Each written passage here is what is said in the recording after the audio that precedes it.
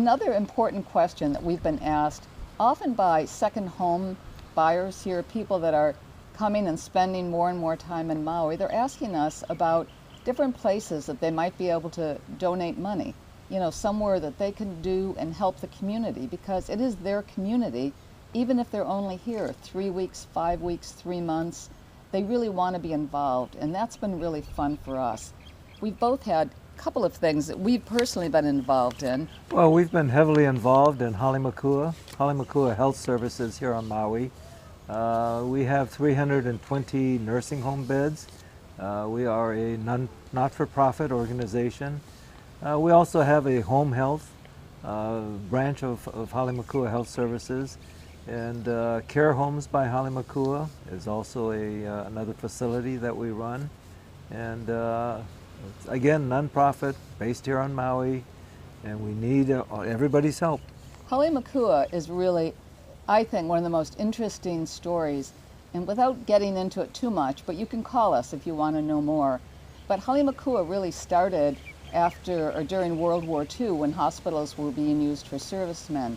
So what happened is the local Buddhist church came together, and they ended up, being able to take some of the frail and elderly and housing them in the basement of the churches. And it really meant a lot. Well, from that simple start of people coming together to help one another, Halemakua, with 300 and some beds, came to pass. Right. So, and Roy's been on the board for more years than we want to think about, but it's a dedication. 30 years, it's going on 30 years. Yeah, right.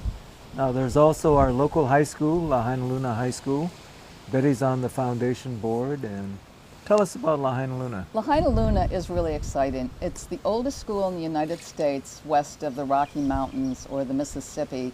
Everybody says something different, but an amazing school. Roy is a graduate of Lahainaluna. His father graduated in 1927, the first person in the family to actually go to high school and graduate. But that was a different world.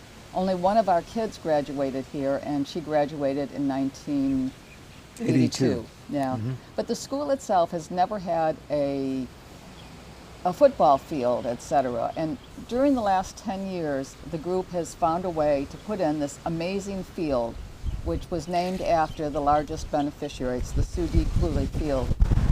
Absolutely one of the most amazing things for a high school, especially in Hawaii. But the needs are great. There's a boarding department, and the boarders come from all over the island, mostly. All over the Pacific, actually, including Micronesia,